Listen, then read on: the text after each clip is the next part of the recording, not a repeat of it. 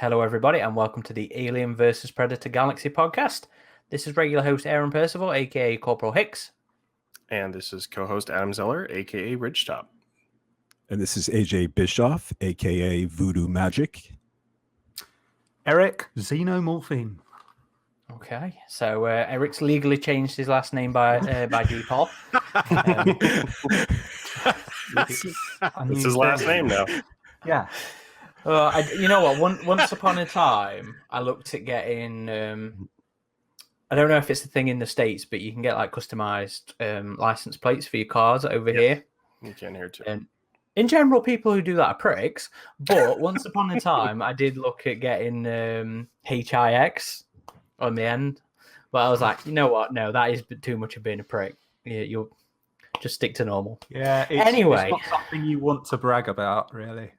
I'm proud of my my alter ego. So no, just not the nameplate. I was thinking about just doing WY Corp on mine, but still haven't done that. So I can't fit I hate crabbiters on my license plate. So what's the point? Why the hate AJ? Why don't you go with I heart Stan Winston?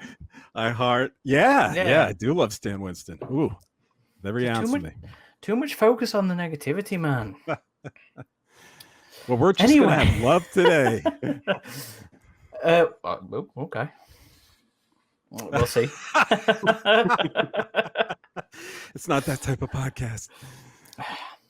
This is episode 124. And for this episode, everybody got them handy? Yeah. Yes. Paperback. Because... Okay. The actual single issues of the comics, you can only get the first two. Yeah. This is Predator Hunters 3, by the way, for the audio listeners. It was one of those small handful of Dark Horses comics that got butchered in the single run. So I feel sorry for you single collectors out there. Wasn't it just two? This and Thicker Than Blood? Yeah. Original screenplay was cancelled full stop, and the Alien original screenplay got singles and a collected hardback on the same day that issue 5 came out, if I remember rightly. See, that's odd that they canceled the singles for those two, but with Alien original screenplay, it's still...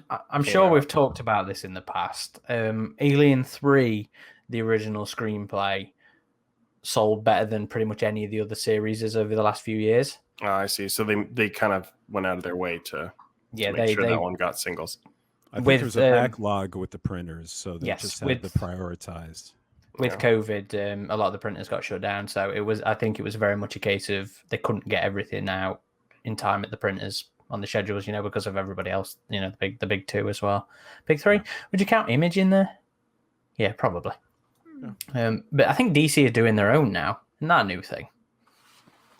Yeah, wasn't there some controversy with it? Was that I am not big in the world of comics. I think they're doing their own distribution. Yeah, rather than through Diamond. Yeah. Anyway, we're talking Hunters 3. So Dark Horse at least managed to get out one final series for each of the properties, apart from Prometheus, but I don't think anybody really cares too much about that one. We got enough of that with Fire and Stone and Life and Death. To be fair, I actually quite like Life and Death. Fire and Stone, not so much. Life and Death, yeah. But yeah, so we are talking Hunters 3. And I had been planning on kicking this one off, but because AJ wasn't on for Hunters 1 or 2, before we start talking 3, I'm just going to pass it over to AJ just for a brief little rundown of what he'd thought of the series so far. Well, starting with Hunters 1 and 2, Predator Hunters series, both 1 and 2, to me is the pinnacle of Predator comics. It seems to happen in every comic series.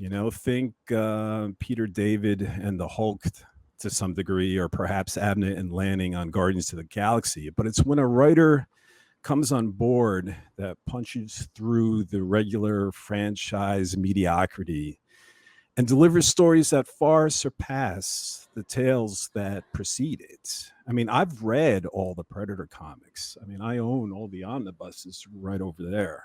Is it the books you haven't really dived into? I thought there was something you weren't really... Yes, it was the books, yeah. I'm definitely all about the comics. And Predator Hunters alone was the only title that I could recommend without reservations that delivered the goods with consistency. I mean, sure, Predator comics have had its bright spots, throughout the years. I'm a big fan of Mark Verheiden's Predator issue 1 that was later retitled Concrete Jungle. I'm also a huge fan of that short Predator story 1718 by, I think, Henry Gilroy, I believe was his name. Yeah, that's right. The one detailing the flintlock pistol owner. Yep. Big surprise there. Yeah, just in case everyone doesn't know, I'm a big fan of Predator 2. But other than that, they were bright moments, but they were fleeting moments, and Predator Hunters, to me, elevated Predator comics to a whole nother level. If I was with you fine gentlemen reviewing Hunters 1 and Hunters 2, to me, Chris Warner, the writer, wrote the equivalent of great Predator film scripts. Critics often dismiss comic writers, and they put them in this little box and dismiss this as a lesser medium.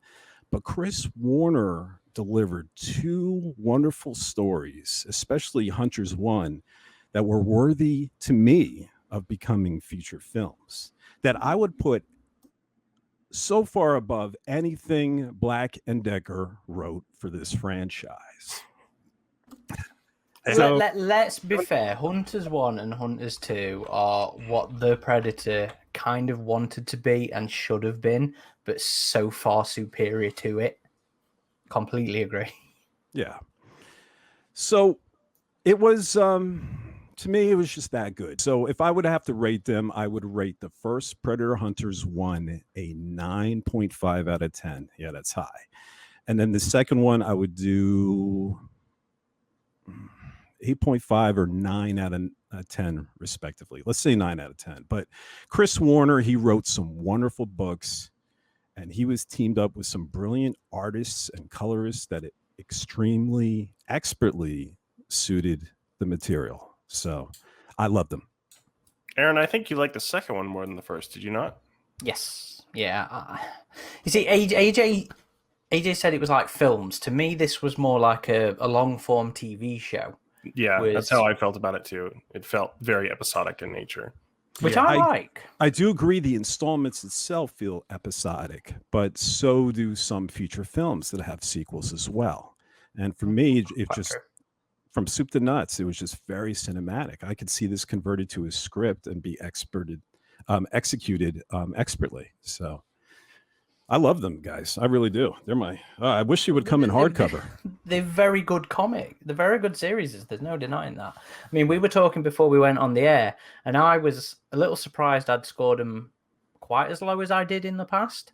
But I think for me that is because it felt like it was going to rely on later series, later runs, later collections, whatever. But I do agree. I was sat there reading 3, and I was like, you know what? It's a shame they couldn't do more, so we could have like one of those nice fancy hardbacks like they did for Defiance or the original series collections that they did. So yeah, to me, they felt very self-contained enough that you didn't really need to one read and 2 the prior one. Yes. 1 and 2. 3's a whole different animal. Mm-hmm.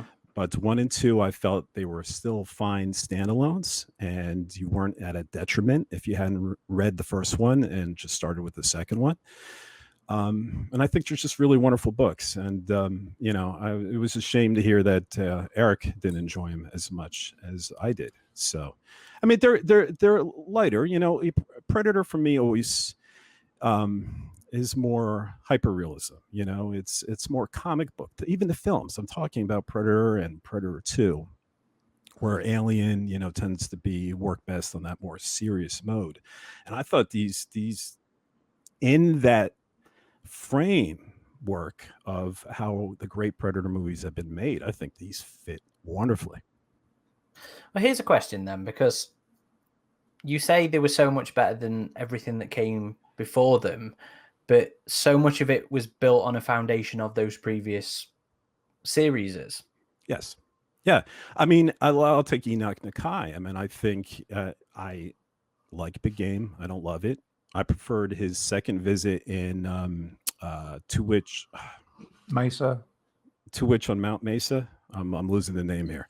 Yeah. But then again, that wasn't really about Enoch. That was somewhat with Enoch, but it was more flashbacks about his father dealing with the same predator. But here, you know, it really stood out. I mean, I guess you can say in a way, what's a good example? I don't know if I have one. I don't know if you guys have ever watched Captain America and you watched the first film, and then you have the Russo brothers that took over on the second one with the Winter Soldier. You know, I wasn't a huge fan of the first film, but boy, did I become a big Captain America fan after that second film. So it's not reliant on those old stories. Thankfully, you didn't need to pull out those old omnibuses to be, you know, up to speed immediately.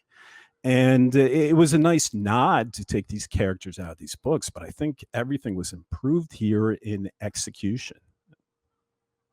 That's fair. And building on legacy characters, I think, is one of the things that I really liked about them as well, because, you know, I've said so much in the past how much I hate it when the characters have to play catch up with the reader, and you didn't have that with any of the Hunter stuff, because the beauty of it was they'd already had their own encounters, and even the new characters as well. You know, that was what was great about them. And this kind of thing is what the Predator series should have been doing since Predator 2. We should have had stuff focusing on OWLF with the knowledge hunting down, rather than it always being somewhat formulaic of badass comes across predators, badass has to figure out predator and have analogy to something else to be understood and then crack on kind of thing. So the Hunters format is certainly what I've always really wanted to see. And I do really enjoy 1 and 2. I really do. Something where the characters are like, they know about as much about the predators as we do as readers from the get-go. So we don't have to waste page time playing catch up, and we can actually dig into the fun and meat of stuff, you know? Well, they even catch you up in the book very well. You know, they don't spend much time on it, but once again, you don't need to know those previous stories because you know which every character is coming from if you've read that or not. I would argue that some of it, like Mandy, you might not even know she was in another comic book. I don't think they even reference it in one of those books. In the first one, they do. You get the flashback to the end of Bad Blood with the helicopter and flames and.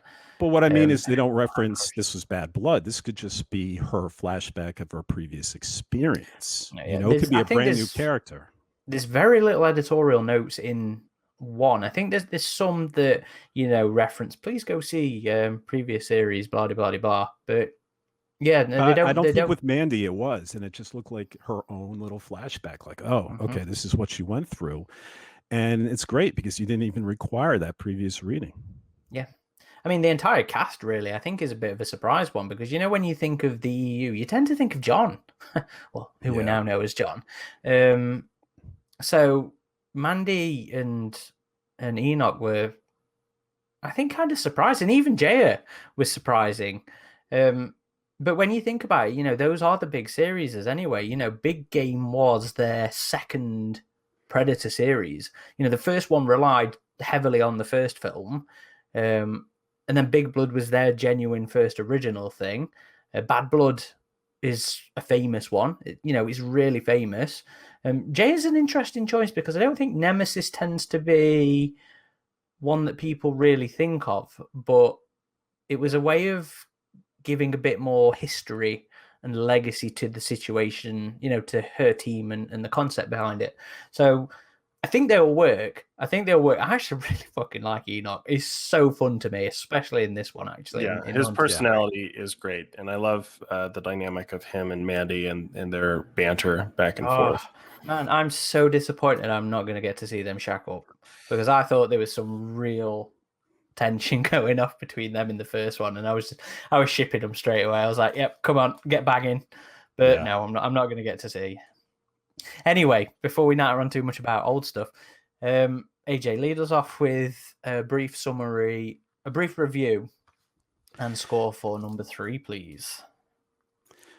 Well, I'm going to be really brief. I mean, we're going to get into the details throughout this podcast, but now that I've just gushed over Hunters 1 and 2, it isn't hard to imagine that I was extremely excited, thrilled to delve into Predator Hunters 3. I mean, the anticipation, I could just taste it. It was just off the charts for me when this book was announced, and I was counting down the days, and especially also when I got to hear that John Schaefer was coming back. Actually, we didn't know his name was John yet. It was just Detective Schaefer. He never had a first name until Hunters 3. But I was just counting down the days and so excited. But alas, all good things apparently must come to an end. And this entry in the Hunters series stumbled. And it just doesn't measure up with Hunters 1 and 2. The best way I could describe it maybe is to think, in my terms, Terminator 3, or to some degree, Spider-Man 3, since I compared the first two to being so cinematic. I mean, there's good moments here in Hunters 3, great moments, but it just doesn't measure up to the original two volumes that preceded it. And I found part of it lackluster and, dare I say, confusing. And, I thought maybe with Chris Warner we could win them all, but apparently we can't win them all. So I'd probably rate this 6.5. Yeah, I think I have to go with 6.5, or if I was giving it a letter grade, a C- for sure. Okay, so I'm going to go next. I also found this one disappointing, but I feel like this one is a victim of the not the cancellation. We were talking about it in terms of TV shows earlier. In terms of the license change to Marvel, because whereas 1 and 2, while they were still felt episodic in nature, and I still felt like 1 was relying on stuff to come after it, they still both served and functioned as individual, satisfying, self-contained stories anyway. 3 doesn't, and 3 doesn't because of what AJ said, confusing. Now, when it comes to these things, there tends to be a main character that's focused around, and something to do with the predators that's focused around. Now, for me, the main character being Herrera, his arc felt completely unsatisfying and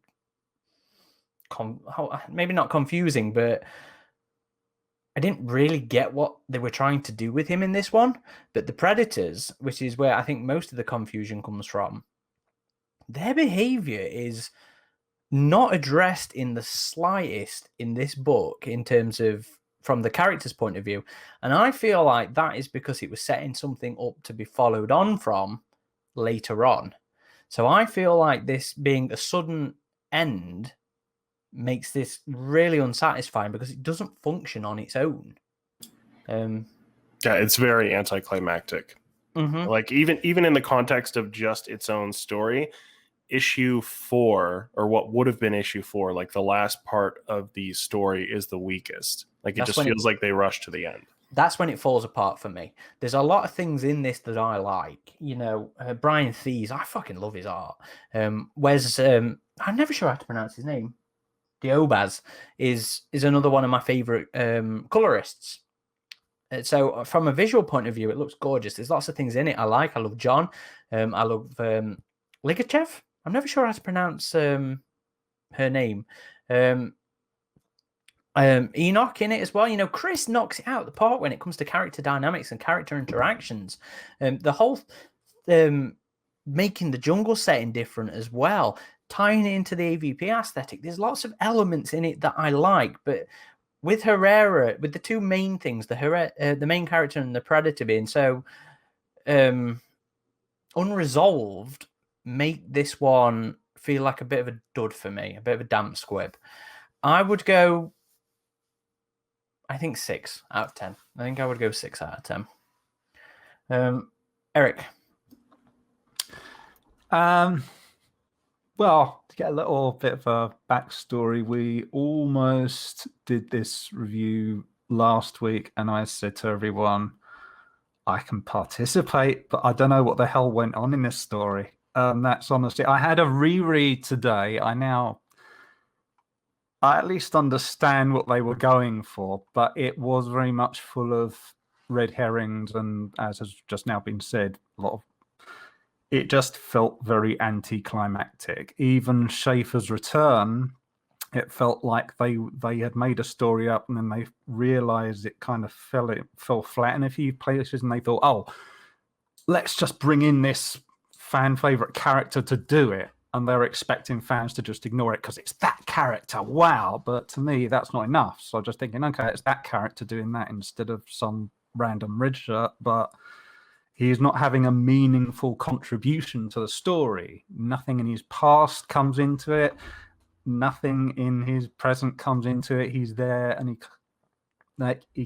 he's there, and he recognizes another character, and he accidentally comes across a predator at one point, and then at the end he buggers off. And it's what?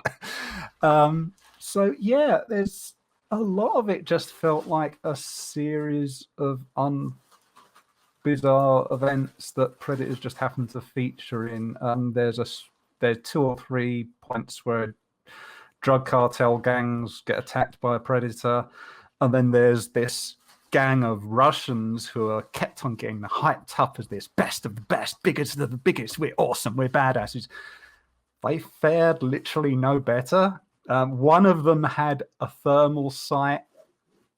That was it. They just came across as just like ordinary mercenaries, and they got attacked, and there were no consequences.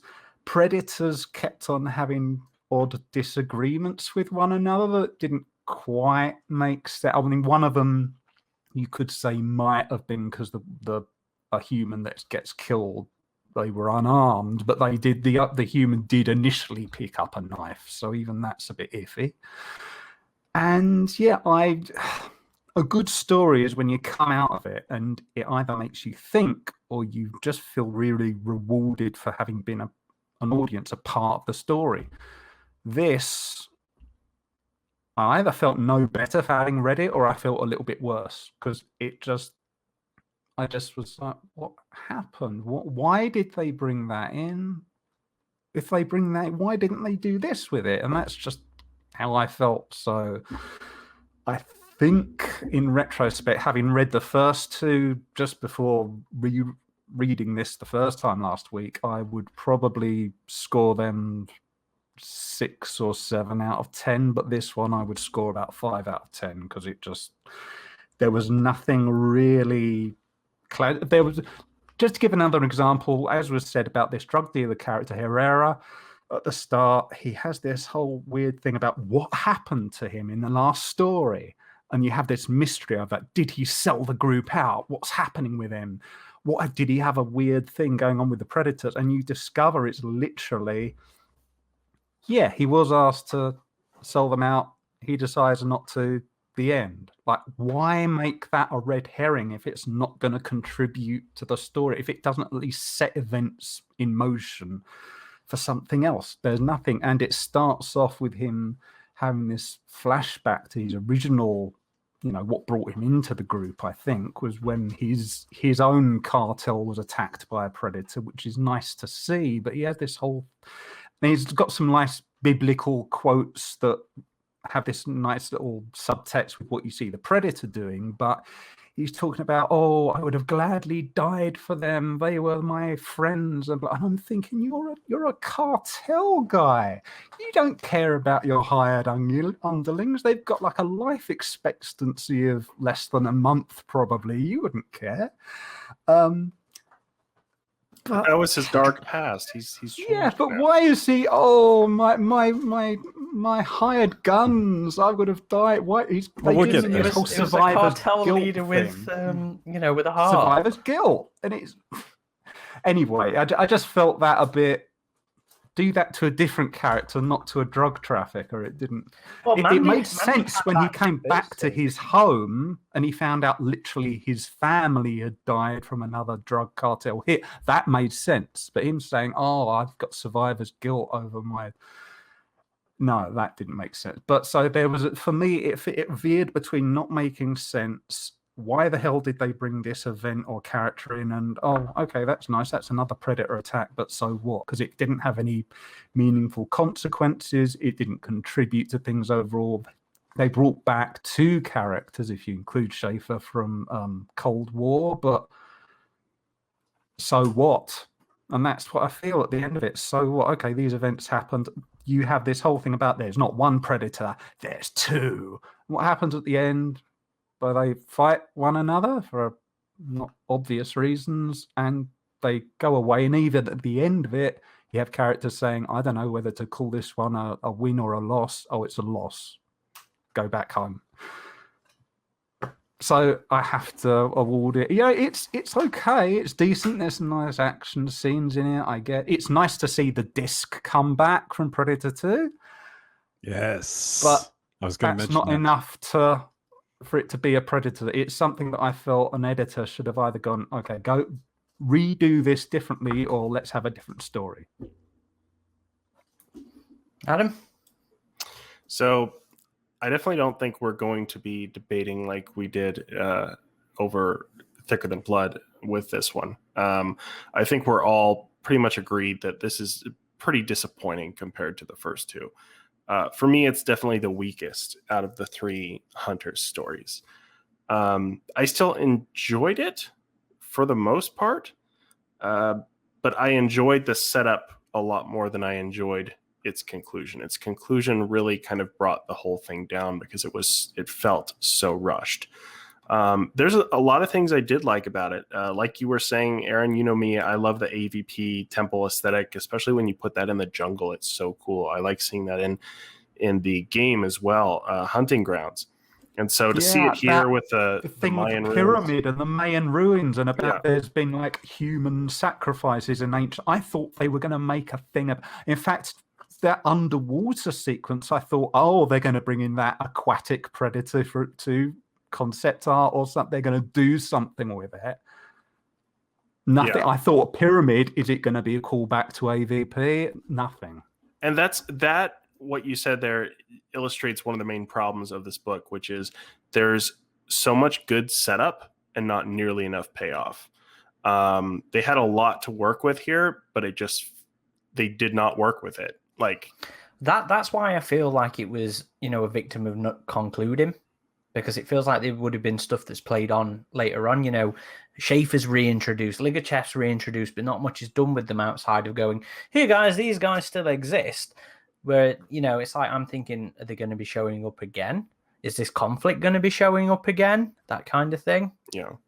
But yeah, I really like the whole Predator, Aztec Mayan temple aesthetic, like the underground caves and the underwater bits, and how you had their hunting camp was in a cave, and that was really cool imagery. As well as like the whole Mayan underworld thing where you had like this big like cave and underground lake with these ruins. Like some really cool imagery with that. I like how this really brought it back to the jungles of South America, and it had that feel of the original Predator in that. So the setting was really cool. Again, we focus on a Predator's a Predator comic character's past. One that's original to the series, Rafael Herrera. So in Hunters 2, we focused on Swain's past and his redemption arc. But I feel like you were saying, Eric, like there's not nearly the depth we had with Swain that we have with Rafael Herrera in this one. It's just it also there were hints about him being religious in the first 2, but I never got that he was this religious. Like they really played up the him being religious thing in this one. Also the whole fact that he was not captured, but rescued by Stargazer. He was with them for a while and he came back, and they're suspicious of him from the beginning of this. And then at the very end of the comic, he's like, oh yeah, they wanted me to gather intel on you, but I didn't. I'm betraying them. But it's like that feels so glossed over when I feel like they could have gone into that a bit more. The art is really strong. Like each of these comics has had a different artist. With the first one, we had Francisco Ruiz Velasco. Second one, it was Agustin Padilla. And third one, it was Brian Thies. And all three of them have their own unique style, but you can still recognize the characters from each one. The styles don't feel like too much of a departure from the other ones that it's not fitting. They each have their own unique artistic style, and I think they're all strong. The art is not the problem in these series at all. The art is well done. The problem with this one was the story. Bringing back Detective Schleifer and Legachoff in this one, yeah, just not much was done with them. And I feel like their presence kind of detracted, like it was almost too much. Like we brought all these all-star original Predator characters back in the first two, but having these extra ones, it just kind of took the focus away from these characters we had already been getting to know in Hunters, I believe. As well as the thing with John Schaefer looking for his brother. Like this has been a plot point now for like, what, 30 years? It's like I expected that to be resolved because we hadn't seen Dutch until just recently in Hunting Grounds. And so when I knew this was coming, I was like, wow, Dutch is back. What a perfect opportunity for them to resolve this plot point, which they didn't. It's just left hanging, as it's always been left hanging with John Schaefer's character. And especially with the Stargazer mention. Yeah, that as well. So yeah, it seems like this will be the last time they really work with these characters, because these are Dark Horse characters, and I don't expect them to go forward with Marvel. So, yeah, I mean, given the production of this comic, there's no way they knew. There's no way they knew it was going to Marvel at the time they wrote this comic. Otherwise, it would be more of a conclusion, I think. And it just isn't. And that's a shame. But even as an episodic format, I just feel that this doesn't have the strengths of the first two. Some of the elements that worked really well in the first two are not done as well here. It feels like the same thing over. Oh, we have another character. We're going into his past now, and they're going to hunt the Predator. They have this like it just feels like rinse and repeat kind of now.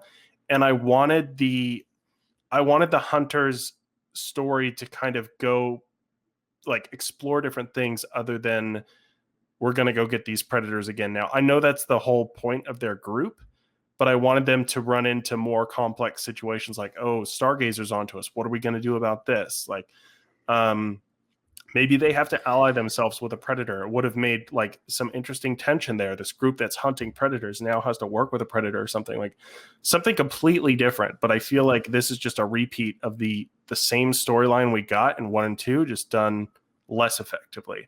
That's what I felt about Ligachev's reinvolvement. Like she was going to be a reintroduction for a human antagonist going forwards with later series. Well, that was interesting too, because she had this history with John Schaefer, and she was like, yeah, spare them if you can. But also we are like a Russian equivalent to the OWLF. We're here for our own purposes. So they were friends, but they also had a professional rivalry. Although, I mean, John is really not part of this group. He's working with them, not for them. And that was kind of a weird introduction. Like coaching, yeah, it was kind of a weird introduction to his character too. Like when they were in the bar and he's like, yeah, I didn't take too kindly to that. And there's just this panel of him holding a gun to the back of Jaya's head, and she looks horrified. And the next panel, he's like, yeah, but she grows on you. And like he has his arm. And I'm like, that was kind of messed up. We're just like going from that to that. Comedy side. I mean, to be fair, he does talk about how he stopped taking things so seriously. Yeah. But let's get Adam's score here. First. Okay. Yeah. Sorry, I'm rambling here. I would probably go with a 6. I want to take it to a 7 just because I like the art and I like the setting, and I do like Enoch and Mandy. I think that, and Jaya too, but I think Enoch and Mandy are really the two strongest characters in the whole series for me. Especially now that Swain's dead. Yeah. Which I still wish he wouldn't have died in the second one. I think they could have done more with his character after his redemption. But 6. Yeah, so let's run along with our. We didn't see Artemis in this one at all either, right? No, yeah, we saw nothing of Jaya's Island. really. No, it starts we off did see on the island in the beginning. Yeah. Oh, when, that's right. Rafael Herrera is looking just a out little into bit the in the water. beginning. Yeah. But maybe if we can start with Rafael Herrera here, because I really struggled with his arc here. You know, the previous arcs in the previous Hunter series was great to me. I mean, the arc of Enoch Nakai in Hunters 1, where even if you go far back in Big Game, Enoch fell out of place in the military. And then on Blood on Tuwich Mesa, Enoch fell out of place with his spirit. And then even in the beginning of Hunters 1, Enoch fell out of place and alone, asleep, dead to the world, working for this crummy boss at a gas station. But by the end of that story, he feels alive. For the first time in his life, he feels alive. And then you move to Hunters 2, and it's Enoch's bully Swain that gets the spotlight, right? And that bully behavior, it's masking his pain. And he gets to finally redeem himself from deserting his brothers and sisters on that battlefield in Afghanistan. So I see Swain's arc clearly. But in Hunters 3, Rafael Herrera he's in a strange place. I get that. He's struggling with his drug cartel days and the fact that so many innocents had to die due to his discretions, including his wife and child. But now he's like in this deep funk, much more than ever before. I'm not certain what brought that funk on. I guess it was due to his near-death experience. But I'd much rather have seen this brought on by just returning to the cartel jungles of South America and bringing his awful memories back to the forefront. But Herrera, he wonders why God has allowed all of this pain when he would actually do God's work, right? I mean, he killed a devil. He was saying that he killed a predator. He was doing God's work, one of God's enemies. Yet 2 days later, when he finally made it out of the jungle, he found his family, his wife and child recently killed. So he just didn't understand why you're doing God's work, why he would still be punished. And then at the end of the story, the predator, one of the predators, hands Raphael this cross. And does he not consider these predator creatures to work with? I don't. Yeah, the predator had a crossed necklace and he noticed it. He never handed him a No, cross. but he had it in his hand. He had his own. He had that's what I took from it, because they look very different. Okay, so say they're like seeing it and then looking at his own, and he's so say they're different, right? Does he not consider these predators the work of Satan anymore? You know, and perhaps he doesn't see them as evil anymore. Perhaps he now sees them as an agent of God or something else entirely. And he left the whole experience with a quote unquote lesson, right? He said it was a lesson learned that he should live on in misery until he can let the evil go that lived inside him. And I just have no clue what that means and how he got there. What was his arc? The only thing I took from it was that the lie was the final sin to be let go of. You know, the lying to the Hunters team. And I was like, that is fucking weak. That is weak. Well, he says it's all about betrayal. He feels he's betrayed others through various means, and he says, my final betrayal will be to Stargazer because I'm not giving them intel or something. I'm thinking there, like I'm sitting there and I'm thinking, but if an organization like Stargazer has done that, they've got some other leverage. They're not just going to let you go. They're just going to go, okay, you go off if you don't tell us anything. Darn it. I mean, he's going to be prosecuted if he didn't work along, right? He said it was going to be tried for some multiple of crimes. Well, but he says, I'm going to come back to this group and I'm going to disappear. So he's not saying I'm going to go to. Well, no, I think he just said he was just going to fuck off and disappear into the jungle. And who knows? I will stay on here, disappear. Yeah. That's perhaps he's going to use the group to give himself a new identity or whatever. But it's just I never felt like he was going to leave. Red herring. And who knows what what point in the chronology this is with Stargazer, because after the events of The Predator, they are no longer an official government organization. They become a rogue organization if we're going by hunting grounds after that. Yeah. So they'll have much, less power to go after this guy if it's after that. And it would have been, because we did see a bit of Stargazer in the second one, but we see nothing of them in this one. So if this was close to that period where they mess up during the events of the Predator, and therefore they are no longer part of the official government Predator task force, it would have been interesting to see some of those events at least mentioned or shown a little bit. But I don't know, maybe that would have been too much. I mean, the series was pretty bloated as it was anyway, so... But, I mean, yeah, I completely agree with AJ. The arc is unclear. I mean... I thought when he was praying at the end, I thought it was just the Lord's going to reveal everything. Yeah, interesting. I was wondering if any of you guys had translated that. I had translated half of it, and I'm like, this is the Lord's Prayer. Okay, I thought this was going to be a big reveal into what, where he went from A to B. And when I translated it, I'm just like, this is the typical prayer that everyone knows. Did anybody translate what Jaya said when she saw the Mayan underworld? No. Go on, surprise us. Well, I haven't. I'm going to do that right now, actually. So I guess I'm not totally prepared here. So she says, E Lajawab Hai. Oh.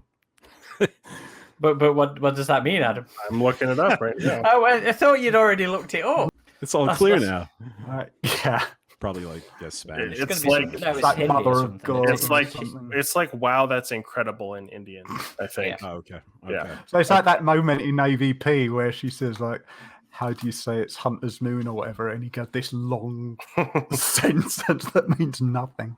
No, that's I scared myself. I'm scared shit. Yeah. No, he intentionally did that as a joke if you look at the actual translation. But it's something like, I'm so scared I could shit my pants right now or something like that. It's a long... But it's like, but then I want to be in this pyramid with you. Like he made some kind of hint that he was flirting with her or something. What is it with people being so horny in these situations? I mean, danger and sexual tension. Well, they had that deleted scene in AVP where, like, Lance Henriksen's. It was funny. He's like, "Well, they breathe each other's breaths." Like this. What? So there was a deleted scene in the original AVP where, right after Sebastian rescues Lex from falling, where they kind of have like a moment. Oh, the moment on the bridge. Yeah. Yeah. Uh-huh. And he says, "What were you on about Lance for then?" Because that was in the commentary. Where Anderson was like commentary for the deleted scene. Because it's not the characters. Yeah, no, it was just a funny. Sorry, I confused you there. It was just a funny commentary by Lance, and because I don't remember Waylon saying. Anderson was like, "Well, they have this moment here where they." Lance was like, "Well, they breathe each other's breaths." I thought it was funny. But. Okay. It was ripe. It was. There was potential there. I mean, I love that Warner will actually plot out pages and just have Jaya and Herrera look out into the ocean and have all this reflection. Yeah. And it's just based on dialogue. And it's wonderful that Warner does this and planned for this. But, and it looked like you have the raw material to build something wonderful. And I remember when Rafael Herrera mentioned that he was sort of doing this suffering and trying to redeem himself with God. I think it was in the car when they had first picked up Enoch Nakai. And I think the potential is there to maybe tell us the best story, but it almost seemed like he had one too many shots of vodka. And it made sense at the time. Voodoo would know about. Something Voodoo would know about. That is absolutely fair. And it made sense at the time, but then once you sober up, you go, "What? Where?" Huh? I mean, also, it feels like at odds with the original Predator film, where you have Anna talk about, the demons that make trophies of man, and then Dutch is the one who says, if it bleeds, we can kill it. He realizes it's not a god. It's not a mythological thing. We've just misinterpreted it. And you'd think someone like Herrera, who is with this group, that they literally have a trophy wall of all this Predator stuff. Yeah, and he got a he bit would realize it's not an agent of God, it's like, no, it's not that. And that's why I have to be guilty. That's why I thought like his religious sensibilities were more subtle in the first one, and I think that was well done. And if you want to explore that more, that's fine. But yeah, someone who's been hunting predators for a while and he's like, oh, these are agents of the devil, it felt kind of weird. It's like you know these are aliens, like just here to kill. Like like he it seemed like he put too much of his religion into what he was doing. Yeah, projection. That doesn't mean you can't have his religion be a central part of his character and part of his development and growth. You can still absolutely explore that. But for him to like put the predators into that context, I just don't feel like it works too well. I agree. And that's what I was saying before. It's like, what got him there? Was it that near-death experience? There was some of this in the first Hunters. I don't think much of it in the second one. But what brought him to this point of just depression? And reliving it. It'd be great if he entered the jungle and all these memories rushed in, because he's back where he was a drug cartel lord. I mean, it'd even play into the events of Hunters 1 as well, because, he was left for dead on a jungle island. There's plenty of opportunity there for PTSD to come in and actually justify his Meeseek complex. Wasn't his pain? Wasn't his ear cut off? Yeah. Yes. And yes, we never covered with hair. Oh yeah, he never mentions, like, we never see that. Not that it's really that important, but it's still like. No, he does mention it on the beach. He says that they were I guess they were going to take piece by piece or something like that. He was mentioning that to Jaya just a on little the shore. Yeah, but not too much. And it was always covered with hair. He had that hair longer now. So, well, speaking of his long hair, actually, and on one of Eric's favorite franchises, did anybody else think he looked like John Wick when he was in the flashback going to his home? Not while I was reading it, but as you mentioned it now, yeah, definitely. His dog, man, you killed his dog.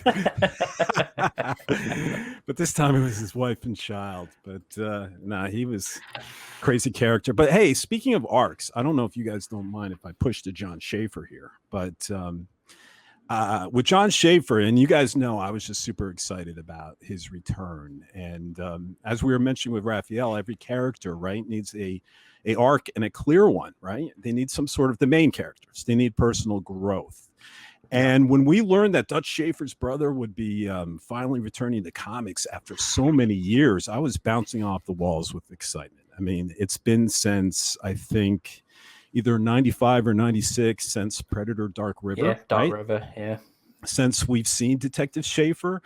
And with this announcement, and the announcement of Dutch 2025 in the Predator Hunting Grounds video game and his return to canon, and listening to those wonderful lore tapes recorded by Arnold Schwarzenegger detailing what Dutch has been up to since his encounter with a Predator in 1987, I expected to see Schaefer finally reunite with his brother, but that didn't happen. None of it. I read those original comics.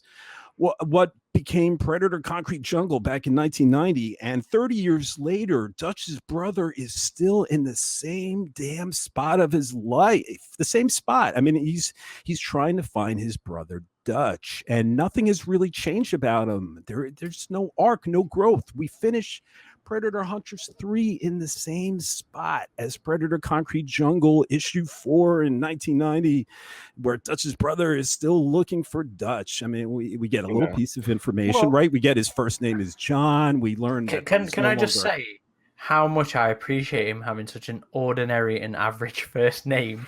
Having all this time not knowing what his first name was, for them to just go John. I was like, you know what? Yes, I'm all good for that. Can I just play devil's advocate? Could it have been maybe that they did plan to do something with Dutch, but then they couldn't get the likeness rights or something off of Arnold, or so it could have possibly been a right. It could have been so many things at the end of the day. It fell through at the end. You know what? You can't, though, plot your third book as not I mean, you have to plot it as individual stories, as individual pieces of entertainment, of individual pieces of satisfaction. It's almost like the end of Back to the Future 2. I don't know if you guys ever seen that film where it actually says to be continued. Yeah. Okay. I was in the theater. I actually saw to be continued. I'm like, what the? Yeah, I don't want to curse, but I think that's one of, just to interject here, that's one of the few movies where they have a trailer for the sequel at the end of that one. I know they did it with The Matrix Reloaded as well, but you don't see that very often. They filmed them back to back, both of those. And at least you have that coming 6 months later. This, and you know, it takes so long between each volume, you know? I mean, regardless of Dutch coming back, Schaefer himself should have had more. And it's literally, hi guys, oh, I know her. Okay, I'm off. And that is it. There's nothing. We get little nuggets like he's a freelancer now, funded by Jaya and trade for intelligence. But other than that, this character has gone and still continues to go nowhere. And let me add real quick, add of what a complete dick Dutch Schaefer is, or must be. Because according to canon lore tapes, in Predator Hunting Grounds, Dutch has been hunting predators for all this time since 1987, but he can't pick up a phone and tell his brother he's still alive. I mean, what did John steal Dutch's G.I. Joe toys when they were kids?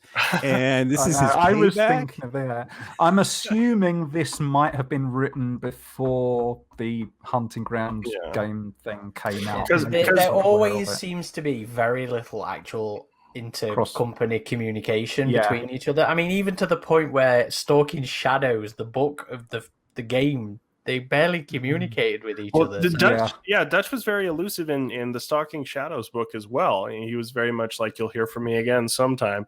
But you would think with his own brother, especially if his own brother was actually trying to find him and encountering the predators, like if this was something where Dutch was trying to protect his brother, it's like, you're not doing that because he's trying to find you and he's running into all these predators trying to find you.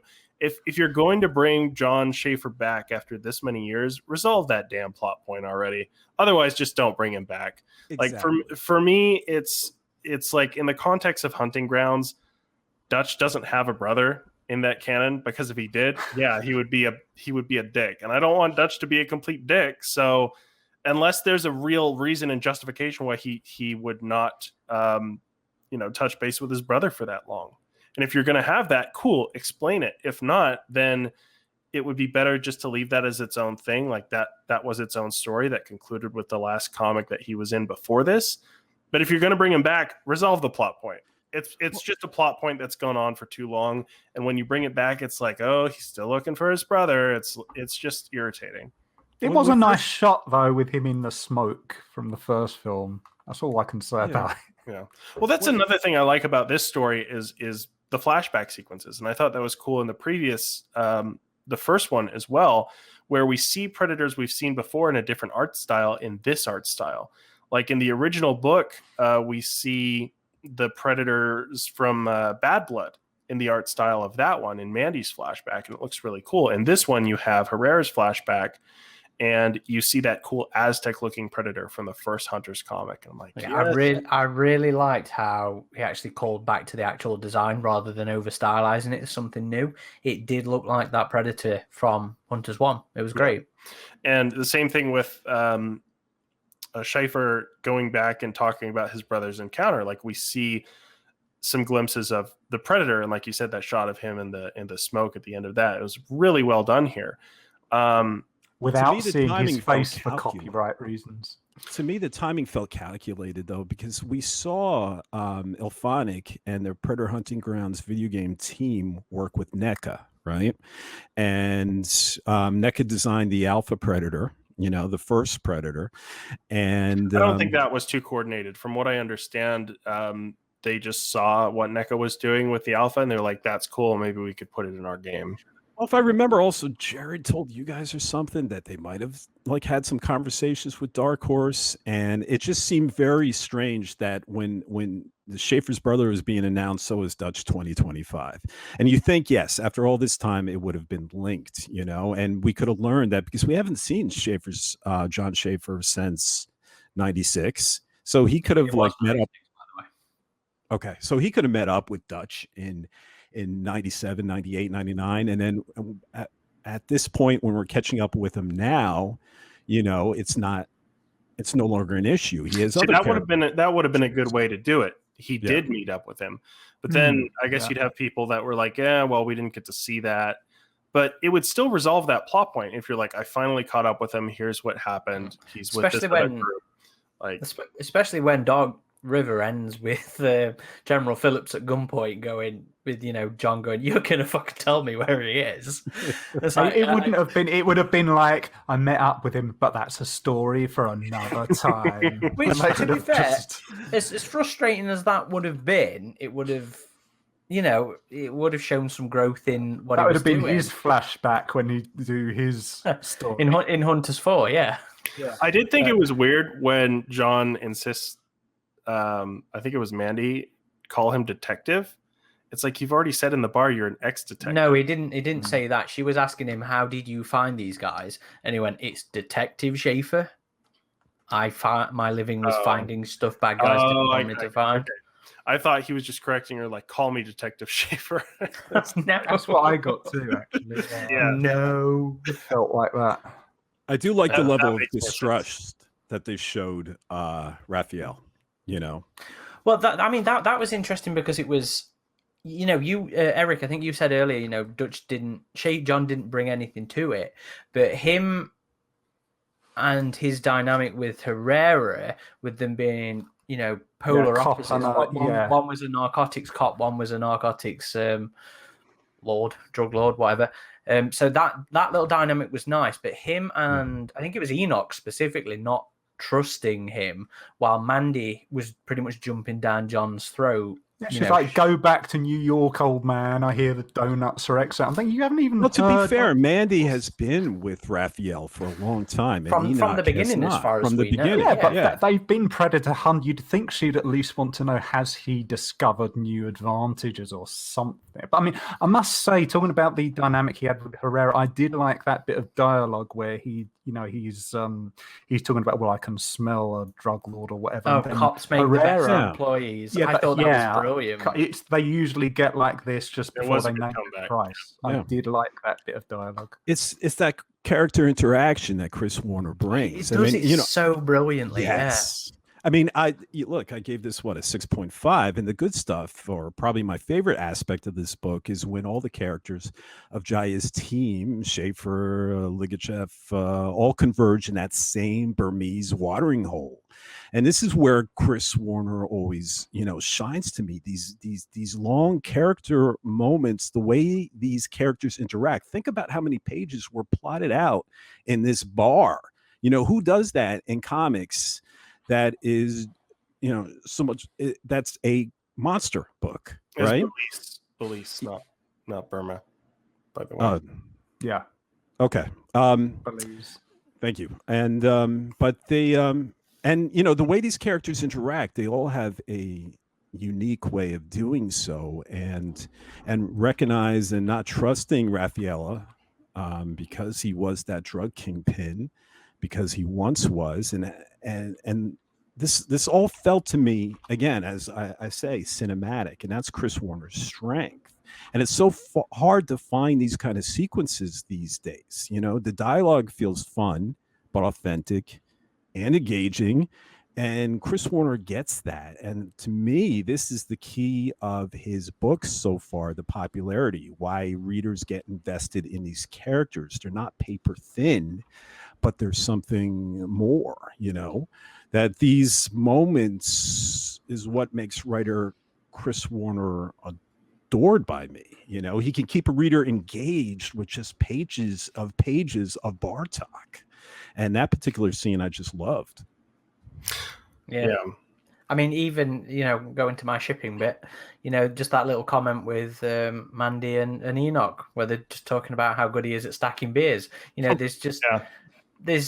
It's very much like that real world small talk that endears you to them, but it's not boring because it's not necessarily blood and guts, but you are at this point with 3 runs in, 4 if you count everybody's individual sort of stories, where these guys and you're happy to just be there with them and enjoy the interactions. Yeah, it's brilliant. That's why they were such a good dynamic with Enoch and Mandy, is because yes, they would like snipe at each other a lot, but even since the first Hunters comic, they had moments of like understanding and even affection going later into the stories. So yeah, it was kind of a cool dynamic that they would always just kind of squabble with each other, but there were moments where they were friendly with each other. So I would have liked to have seen them grow in that, like if this would have continued, kind of like a bond like she and Herrera had, where she gets a closer bond with Enoch. And if this would have continued too, I would have liked to have seen Enoch confront something in his past, similar to how Swain and Herrera did. I think that would have been a good future I'm sure story. they were probably gearing up. Well, Enoch, it was about finding meaning, right? That's what we found. Yeah, Enoch had the first series, really. I think a 4 would have focused on Mandy, because I mean a little chunk of her sort of character arc in the first one was she was the one with survivor's guilt. She wanted to die. I don't think Herrera's was so much survivor's guilt in this one. More just, again, like I said, a Mr. Meeseeks complex where it's just angry at being alive, whereas Mandy... Well, he said about my mission now is to go on suffering, so it's sort of... Because his family was killed because of what he was doing, the life he was living. I don't think that was necessarily surviving the predator, more the consequences of his lifestyle choices. I mean, I don't think all of it was wrapped up into this big old ball of venomous it wasn't particularly clear in terms of this, but yeah, I think a 4 we would have seen focused on Mandy, and it would have been nice, because I think it would have been logical for Enoch to have been heavily involved. Well, it is the characters that were new, like you said, Swain and Herrera, so we would have been coming to the characters who had appeared in comics before as it went on. Or it would have been Jaya, because she was, I mean, even though she's a legacy descendant, she's still original. Yeah. So let's talk about the Predator characters. Yeah. I'll let you start with this one, Voodoo. Okay. Yeah. These Predator motivations. So what motivations? Good point. Good point. I really struggle with understanding these Predator motivation in Hunters 3, and I honestly, hear me out, I don't know who to blame. Okay, and don't hate me, Aaron, but unlike AVP Thicker Than Blood, okay, Chris Warner carved out the real estate pages in this series to depict the communication, disagreements, the dynamic between these two key predators. But what is that dynamic? I don't know. Nobody does. I'm certain, based on the expertly crafted Hunters 1 and 2, that writer Chris Warner probably had an understanding of what was up with these two predators. So was it artist Brian Thies that was incapable of artistically realizing it to the readers, or was it the predator dynamic too complicated or convoluted for Brian to convey with the drawings? I don't know. It turns out that they just missed the text boxes with the seriously. I mean, like, were these predators a father and son? Were they brothers, perhaps? I mean, clearly the predators. We see these. Oh, go ahead. At the end of issue 1, I thought it was exactly that. I thought it was a father-son dynamic where one was teaching the other how to hunt. But then as it went on, I was like, actually, this seems the wrong way around. I thought Silverhead was the older teacher and Copperhead would be the younger one. Now, I don't know if that was just because I was reading into Jungle Hunter being the more mature one because he's silver, and then City Hunter being the younger, more reckless one because he was copper. But it didn't work out like that in the end. All I got from it was that Silverhead was reckless and Copperhead wasn't. And that's about all I could figure out from it. There's also a moment where Copperhead, though, like Silverhead comes to show him a trophy, and Copperhead smacks it out of his hand. I don't like it. Yeah. And I'm like, wait, what's going on with that? Like, because I was confused which predator was which for a second there. I was like, I thought the one that smacked the trophy out was like, how did you tell me that? Like, it's not that better. Predator kills that drug cartel member that looks like King Willie, right? Yeah, and he's did holding him by. Did you was a hate Predator that? 2 reference. We'll get to there. We'll get to those references. But he's holding him by the dreads, and then he shows. It was a valid kill. He shows the head to the other predator, and the other predator slaps it away while the other predator is cleaning heads himself. Yeah, was it that he was cleaning a skull, or was he like he was sculpting a skull? And I thought it was really cool. The little hologram. display. I couldn't figure out what he was doing. He was 3D scanning it, and he had this holographic display, and he had this little like pen that had a holographic beam out of it, and then you could see. Yeah, you could see the skull in the hologram. So I thought that was actually really cool because he was recording the skull, and who knows, like sending it back to his clan, like, hey, here's this trophy I got, or whatever. But yeah, that was weird because I always took like Silverhead was the reckless one, and then the Copperhead was the one that was more responsible. But Copperhead is the one that smacks out this valid trophy from his hand. I was like, what are you doing? Like, because I thought that was the other predator because of that behavior. So they're both like it. I got the impression that these were hunting partners that didn't like each other. That maybe they were assigned by the clan because they didn't like each other. Like the clan leader would be like, well, you two need to work together because you don't like each other or something. That's a lot of filling in. Well, the fallout seemed to come after Copper lets the diver go, and then Silver goes in after her and kills her while she's unarmed. They like drowning people in this comic too. That happens twice. But to be fair, I actually quite like that. You know me, I like different kind of stuff. So I actually really enjoyed them using that as a mechanic, a death mechanic. But yeah, the motive, and then you get to the end. Silver's taken 2 stabs from John, and that's like, oh god, that's it. I've had enough. Sets his self-destruct off. And Copperhead tries to stop him. What the fuck are you doing? And then he spits on him, and then he kills him. And it kind of reminded me even of the first Hunters too, like when they give the Predator back his armor. And he activates something like I had initially thought in that, okay, he's signaling his ship to come pick him up and we'll see this Predator character in the future. It's like, no, he just self-destructed as we found out in Hunters 2. I'm like, why did you do that? Like you weren't mortally wounded. I know you lost all of the rest of your friends here, but you finally have an opportunity to get rescued from this hellhole you've been living on for hundreds of years. And you just self-destruct now.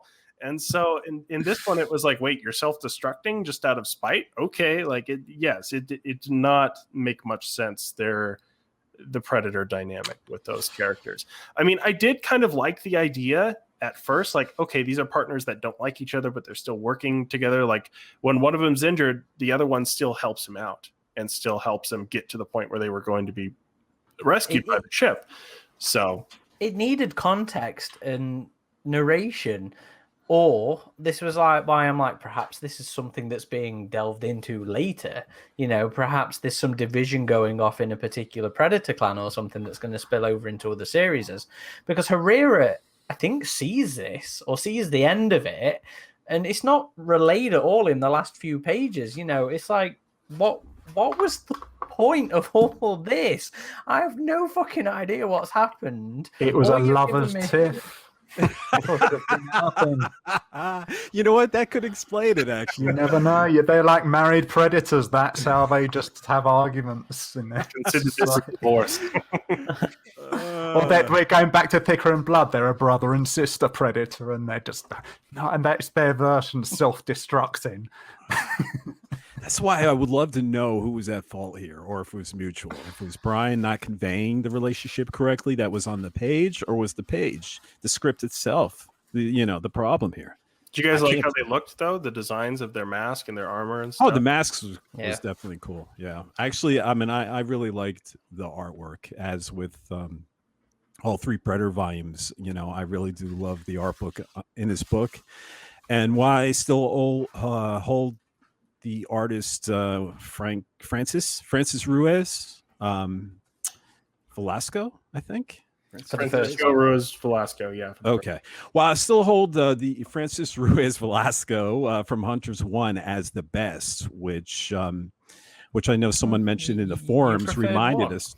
Yeah, I prefer 2, didn't you, Aaron? I really like 2 because it was style of 2. It was very, primal. There's and a lot of edgy and light raw. and shadow stuff in number 2. Thick blacks in it as well. Which I loved it in 2 too. I mean, it's like both are tasty, delicious dishes. It's just the first one I preferred. But I thought Brian Thies here did a terrific job also. Depicting the story in this book, the jungles, right? And he drew some really cool predators, like Adam was saying, especially with their biomasks on.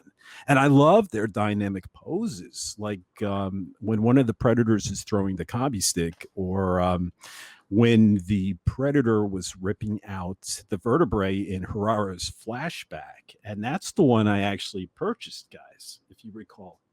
I actually have that artwork right over here. You got the flashback one. I thought you got the money shot from the end of 1. No, the flashback one. Let's see if I can. Oh no! So you didn't get this series' Predator. Yeah, that's a great shot. That's gorgeous. I didn't know you have like a little book of comic panels there, Voodoo. That's cool. Yeah. And I actually love that shot, and I just love the interesting look of the mask and the circular eye slits, and it just gave me a real eerie feel. I mean, we can't credit Brian to the design because, that design was in the first one in a less dynamic pose, but I just thought it was wonderful, and I was like, you know what, I got to get my hands on this. And it's interesting with Brian's art because he does this like dot screen part. Yes, he does. It's gorgeous because it's one of those things. Say again. Is this the technical word for it? The dot shading. Yeah. You're talking about the shadows and stuff, right? No, like how they have. No, it's. I wouldn't even call it shading because it's not always super fine, but it adds like a texture to it that it's texturing. There's always fine. Yeah, I see what you're talking about. This artwork I have is layers, so it's just not one page. And what he does is he does something interesting. He draws the image, he inks it, and then he draws on a separate piece of paper, on art paper. He paints like wash effects, like with watercolors, around where certain parts of where he wants these dots to appear. And then when they're scanned in the computer and they're merged, the watercolor wash becomes this dotted pattern. And it's so interesting. Yeah, that's really cool. Because that is one of the things I really like about him, because this isn't Brian's first series. He did 3 entries in the Life and Death run. He did Predator, AVP, and Prometheus Final Conflict. And that style, that's his style in all of those as well. That's Brian's thing. And I think it looks gorgeous. One of the things that Chris Warner has done in every single series for Hunter so far is he has just given his artists a chance to go fucking nuts with money and glory shots of the Predators ripping shit up. And it's fucking gorgeous. Every single one of these series has had pages and panels that just want buying, or even with the coloring, just printing off and shoving up on your wall. It's brilliant. I love that Chris has given them the chance to do all these interesting money shots of the Predators, and they've all been quite different as well, which has been great. Although did you notice Chris Warner's illustration of Silverhead? He did some of the covers, didn't he? Yeah, he did a variant cover. I think it was. He's a good illustrator in his own right. He did the artwork on Concrete Jungle, did he not? Yes, also on the first AVP as well.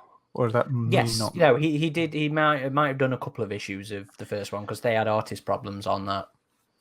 So I think he might have done 2 and 3 or 3 and 4. And speaking of cover art, we forgot to mention in our last podcast that Doug Wheatley, actually someone brought that up in the forums, that Doug Wheatley did Hunters 1. Yeah, did cover art for Hunters 1. That's always cool when you have a writer also doing the art. Didn't we see that with Dead Orbit, Aaron? Yeah, that was all one creator. Because then you don't have the artist translating what the writer's trying to say. The writer is the artist. That. So you have like Frank Miller. He does that. And, Dust to Dust had it as well, but Rain Burrito did the coloring. Gabriel Hardman just did the writing. Did the writing and the line work. Yeah. And we haven't mentioned Wes as well. Adam, surely you recognize the name Wes. Yeah. He did He did the recoloring for that fucking. Oh, that's right. Yeah. Now reissue of AVP Zero and Blood Time that we both really love. Comic, yeah. That came with the special edition of AVP 2010, and he also did the recoloring for all of the 2009 relaunch, actually. So, which had great coloring as well. Yeah, he's great at coloring, and I would love to see him do a remaster of that original AVP comic. Every time I pull that little hardcover that came out with AVP 2010 off my shelf, and I go through that, I'm just like, man, they should have just done the full comic because it looks so good. It looks like a new comic all over again. And it's a crime. Colors are cool in their own right, but it's like give that line art with new colors just looks so good. Like just give us. Yeah, and it's a crime we haven't seen Raymond Swanland back as well, because his covers for that relaunch were phenomenal, and his cover for the little hardback is gorgeous as well. Also, Jonathan Wayshak did some of the covers for this as well, and his stuff is really strong. Yeah. So I don't know if you guys notice about me, but I am a big fan of Predator 2. And oh, really? Really? Never would have known. And while I appreciate writer Chris Warner, in a way, showing respect to the greatest Predator film of all time, these homages that we got in this Hunters 3 book, look, before up to this point, we like in the previous Hunters 1 and Hunters 2, right?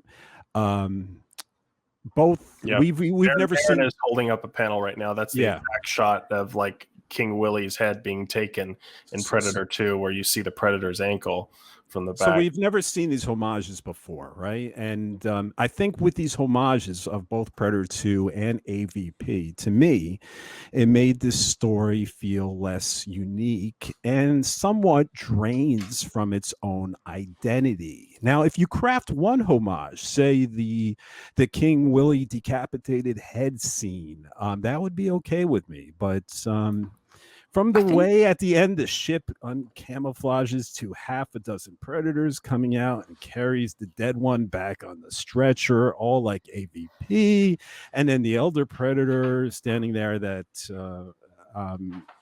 I guess it looked like he was greeting Herrera.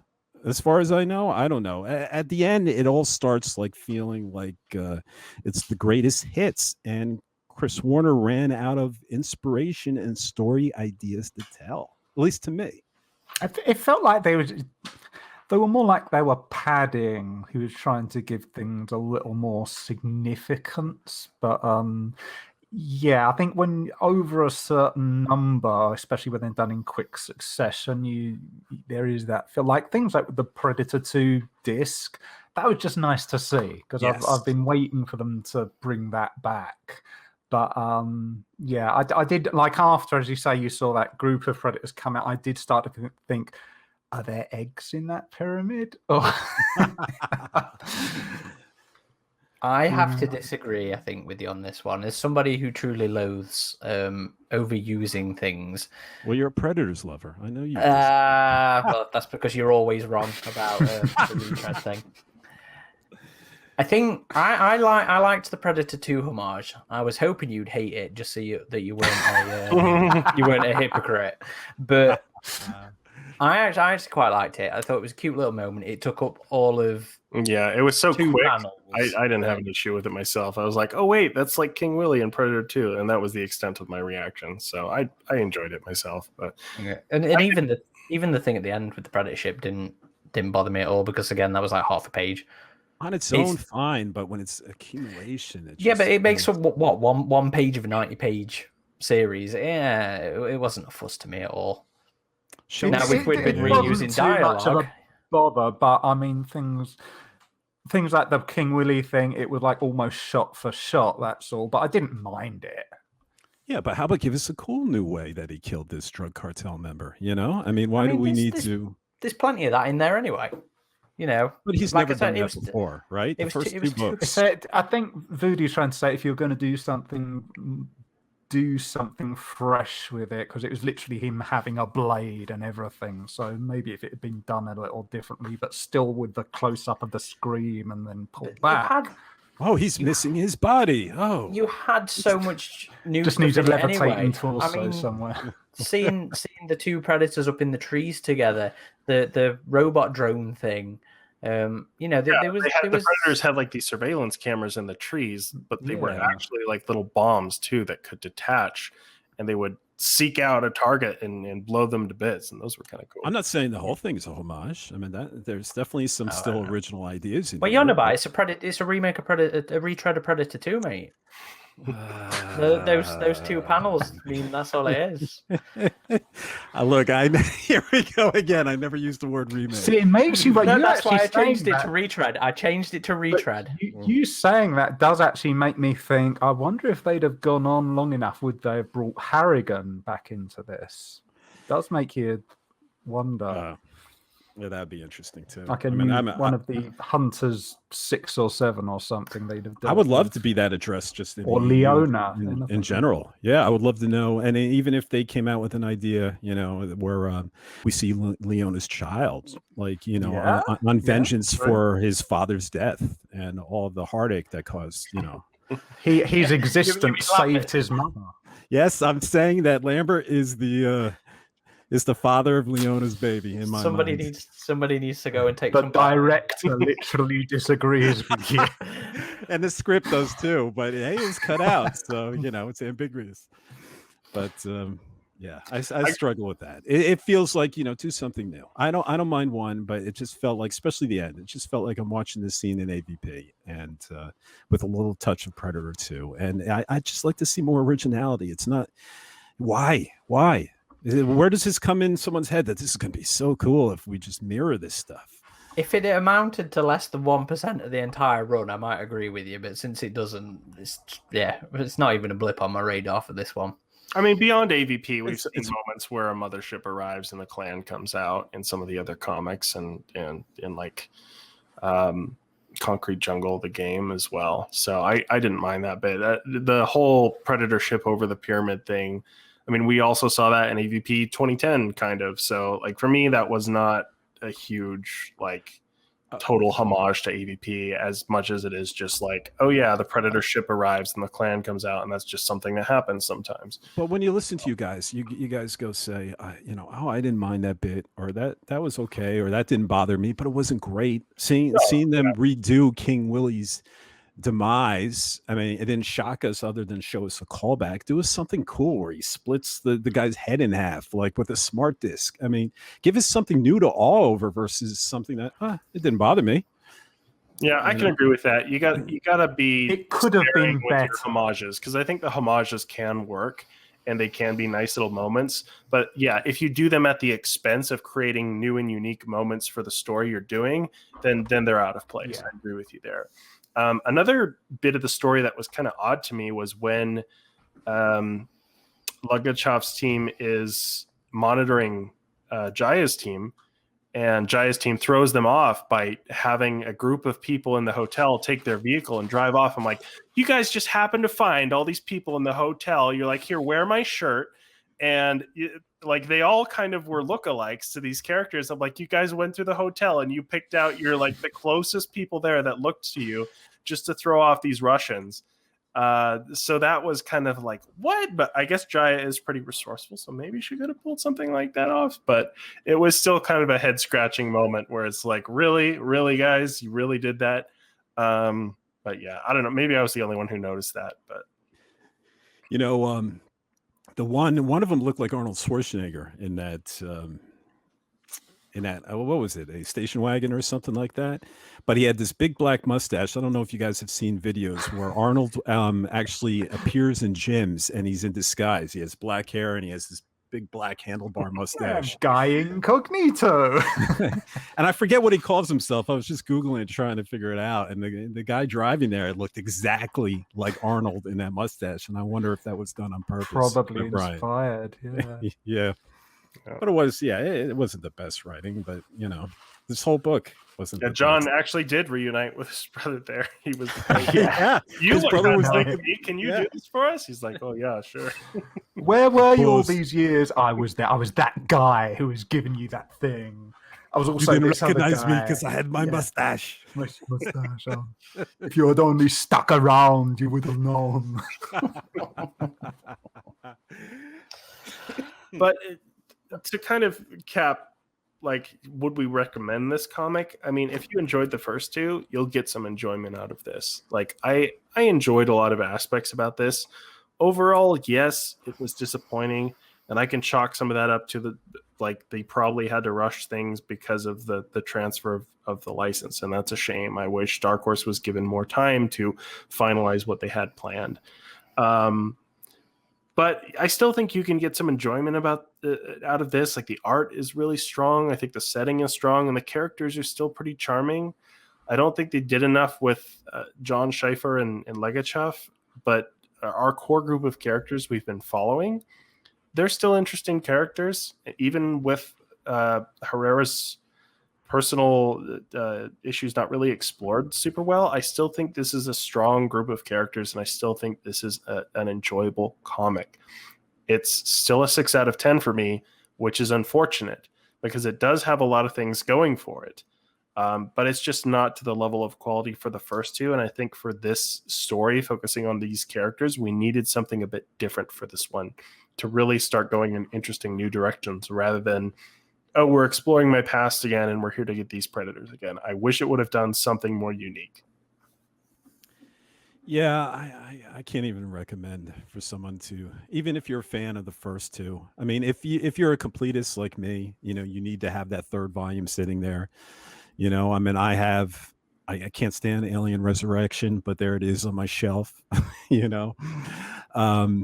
I say if you for me, and I'm a diehard Predator fan, if you're a completist, definitely put it up there. I guess some of it, there is some good points. It's worth the read. It's to the degree of some of the character interaction and the artwork. But do I ever want to revisit this? Probably not. I mean, maybe after 10 years, like Hunter's Planet with Aaron, your memory's that bad, but your memory's softened on it, and you go, "Hey, let me revisit that story." But if you love the first two, just like me, it just makes it that much worse.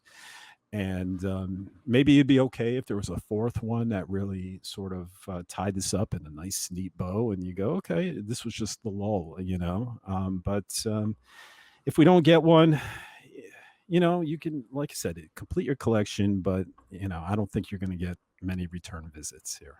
I agree for completion's sake, yeah, but for me, I felt even the art didn't really. It's decent, but it didn't stand out as anything special given the history of Predator comics. So it went nowhere. Got so confusing that after the first read, I just didn't understand it. I understand it now, but it went nowhere, got confusing, pointless inclusion of characters. It might have led somewhere down the line, but judging it for what it is, it just felt like they'd have been better off closing it with number 2. Yeah. Even though I seem to have scored it lower than AJ, I do think it's worthwhile because I don't think it falls apart until the 4th issue when it's not tied up nicely. The resolution is what's dissatisfying to me. Everything else up to that point I think is fun. All the Predator stuff's fun, all the character stuff's fun, to the point where I can be like, yeah, read it, enjoy it, just know it doesn't end well, and we're not going to have a 4th issue to resolve the unresolvedness of the series. I love Brian and I love Wes, and like I said in the last episode, every single one of Predator, Alien, AVP, everyone went out on a very high visual note, and I still think that with Hunters 3. And in fact, while we've been talking, I've been looking on Brian's splash page to see if he's still got any good original art left from his work here to add on the wall. So yeah, I would say give it a go. It's not as good as the others, especially not as good as number 2 as far as I'm concerned, but there's still stuff of value to be found in it. There's still lots of elements in it that I did enjoy, Just that last issue didn't work well for me. That's all. Aaron says, at least get it for the homages. Yeah, I mean, get it for Predator 2 too, at least. And realize this: if you want it, you should get it soon, because who knows when Marvel's going to reprint this, and Dark Horse can't reprint anything anymore, so you can't get it digitally. You only could for a little bit. If you want the paperback, I would get on it. It'd be nice if they put these all in one book, you know, and maybe Marvel will do that down the road. You know, one little hardcover of the whole Hunters series. Well, we've already got Predator, the original years Omnibus 1 already announced anyway, and you know those omnibuses are a lot bigger in terms of what they're collecting than Dark Horse had been doing. Yeah. So we're probably talking about what, 3 if they follow the same sort of line, and I bet we'll end up with those in. Is that what it's called? The original years? I think that's it. Let me just check. Predator, the college years. It'd Predator be nice if goes to work. One day they combine them into their own versus a full omnibus with a lot more, you know, where you could just capture it. The original years, yeah. Yeah. I was glad we got those really nice hardcovers for we got 2 for Aliens, and then 1 for Predator and 1 for AVP. Like, they all look great. Even the Defiance one as well. But I mean, as much as that series dived off the end towards the end, it was a nice collection. The hardcovers are nice, and was Chris Warner in what became known as Concrete Jungle? Was he a part of that one? He was the artist. Right. So it's interesting that he's sort of capped Dark Horse's Predator stuff from the very start to the very end. Mm-hmm. Yeah. Oh, he's been a real asset to the thing with Stradley too, right? Yeah, Randy Stradley. They are both, I think, sort of like high up editors. So, you know, even though he's an editor, Chris has been writing, and Radley was actually editing this series. He was credited for the artwork, right, on Concrete Jungle? In the original, yeah, I think that's right. Yeah, and some of the cover art, I think, is not the famous above New York skyline with the spear thing, isn't that Chris's? I think so. I don't know. You know, I agree with you, Aaron, in regards to this started out strong. And if you check me in some old forum pages when the first 2 comics were out, I was the first 2 issues. I was excited. I was like, I thought this was going to live up to form. And again, I also purchased some original artwork. It was just, you know, it's not how you finish, it's not how you start, it's how you finish, right? It's the Alien 3 of the Predator Hunters series. Well, I mean, even it being a bit of a damp squib at the end of it doesn't diminish how, you know, awesome that piece you have is or anything like that. No, I agree. Coolest panels in the paper. Yeah.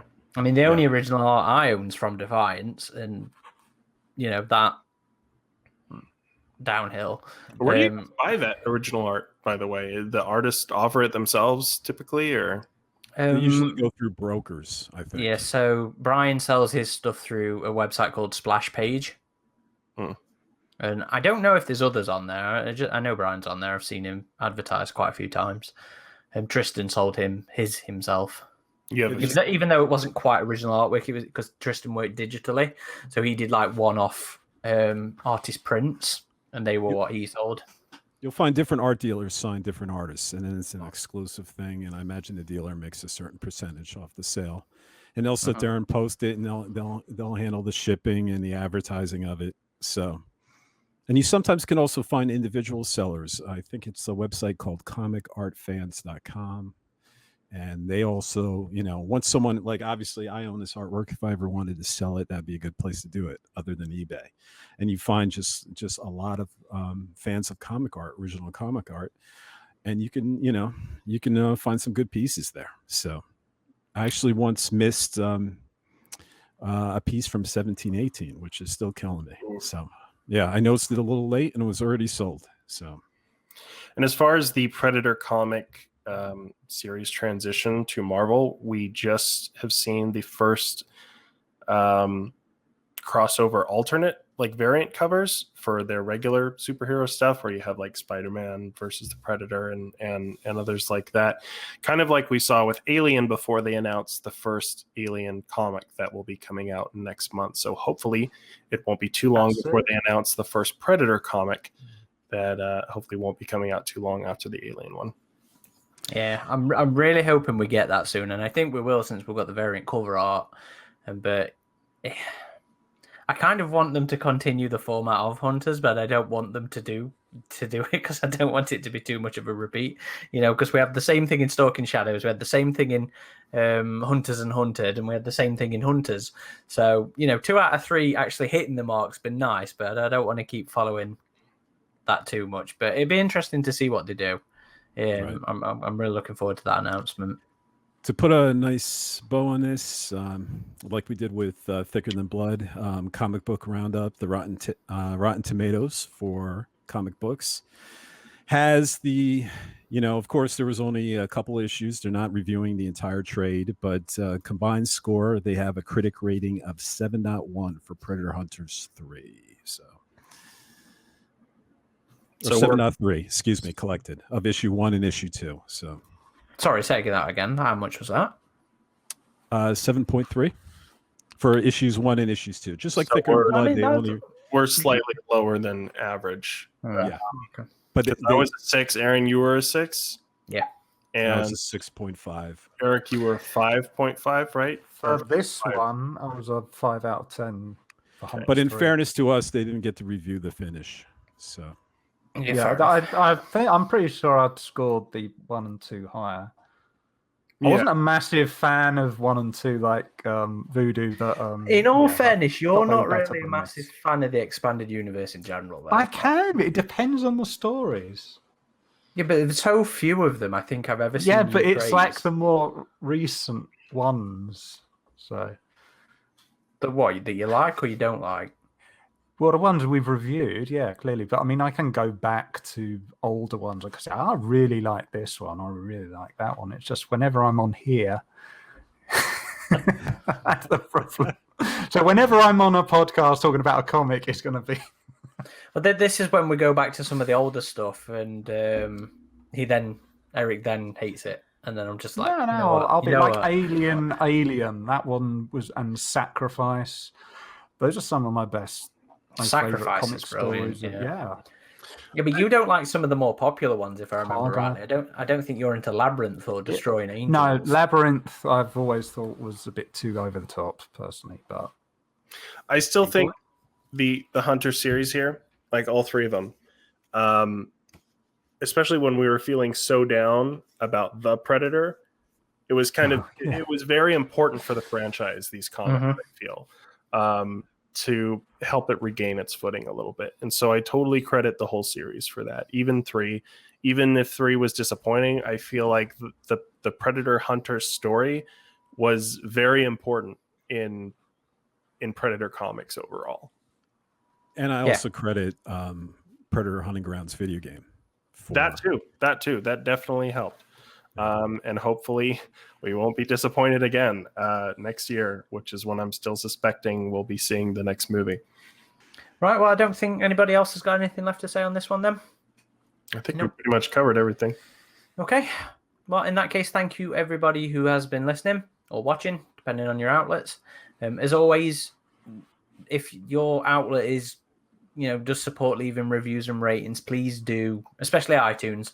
Please do leave us a comment, a review, and a rating. It helps our accessibility, our viewability as an overall show, and would be very much appreciated. If you want to find out more about us, the hub of our activity is actually on avpgalaxy.net. We do have a old school message boards, which is nice and organized, much like I like them. And we're on all the socials: Twitter, Instagram, Facebook, and YouTube as AVP Galaxy or Alien versus Predator Galaxy, versus as in VS. Check out YouTube in particular. We are really trying to ramp it up with the stuff we're doing on there, not just the video podcasts, but lore videos and editorial pieces. I've just put up one to do with Hunter's Planet. AJ's working on Fortnite. a new... Say again? Fortnite. That's what you're doing, right, AJ? Oh, no. AJ's working on an interesting Predator 2 one. But he's Yeah, also doing Fortnite. He's correct. Yep. The Predator has debuted in Fortnite. If you've been reading our news, you know that. So AJ's going to be doing some video footage of that one. I've got a Prometheus one coming up shortly about how Alien turned into that. And Adam, are you still working on the similarities? I'm working on a few more unboxing videos as well as an editorial of the similarities between AVP and Prometheus. And I do have some more lore videos I want to do as well. It's been a while since my last one, which I believe was the Bad Bloods. The very first one. You're right. So it's been a while. But yes, we are all working on our videos. We appreciate all our recent subscribers on our YouTube channel, and we do want to grow that and have a diverse array of content. Our next podcast is going to be a pretty big interview, so we are looking forward to that, and we hope you enjoy that when that lands. Feel free to tease that one. Oh, it's just Studio ADI. We're having them again. This time it will be both Tom and Alec.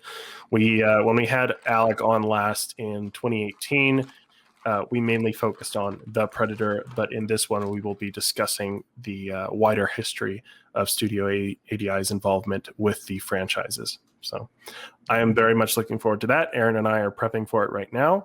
So yeah, that'll be our next one. And then after that, it's probably going to be... I don't know, because it depends how fast Adam reads this. But Alex White's new Alien novel's out, Into Charybdis. So we'll be looking at that one soon, and we also have the original screenplay of Alien to talk about as well. And I'm chasing down a few more interviews as well. I don't have Alien Day locked in yet. It's making me nervous because we're getting pretty close to... Well, I told you I had an idea for that one that we'll discuss a bit more later. Oh, yeah, Mysterious. But there's some bait out there, but nothing locked in yet, unfortunately. Real quick, if you'd like to pick this up on paperback while you still can, we're going to include a Amazon affiliate link in the video description, and it helps support our channel. So if you're looking to purchase that from Amazon anyway, use the link in the description if you'd like to help out. Sounds good.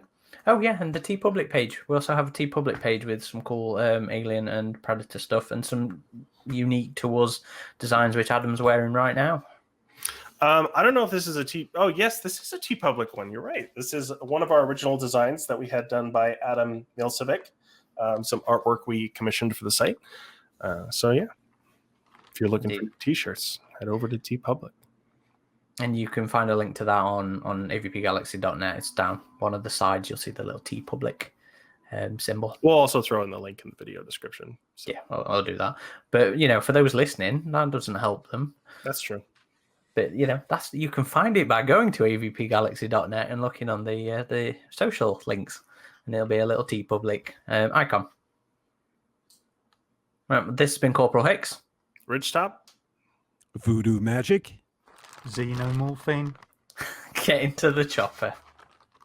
And for those wondering why I just chuckled then, Eric decided to hold up a little plush face again. A little hug. I wonder if is that the same one I have? It's a Loot Crate exclusive, which is why I have not taken it out of the bag. I'm worried it might be a collector's edition. Yeah, that one. Yeah. So there we go. If I was the guy closing this, I'd be like, it'd be, and I'm the guy you want to punch in the face. Get to the chopper. Agree with. Team Sorry, Voodoo. inside joke, guys. Inside joke. Sorry. Bye, everybody.